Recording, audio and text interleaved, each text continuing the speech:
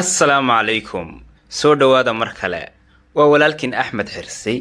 aad ayaan iiga mahad celinayaa kafalcelinta aad ka falceliseen maansadii hore adoo qalbi xaadhanoo xariir ruuxdaadu tahay ayuu ruuxaasidihii xiqdigu buuxiyey qalbiga xajiin kula daba kacaa. tanina waa mid kale dhagaysi wanaagsan. saaxiibkay ila dhashee sugayay maansadow sarreeya wanaag ka hela sir baan kuu soo gudbinaye sax iyo maan iga guddoon siyaada adoon dalbanin sadkaaga ku laasasamo samaha labiskaa ka dhigo samaanku inuu ku sirin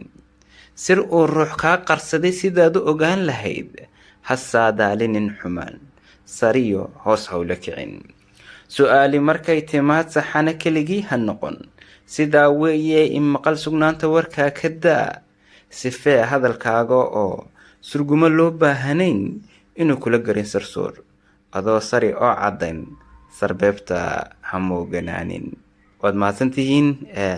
waa tan iyo inoo maasada kala xigta.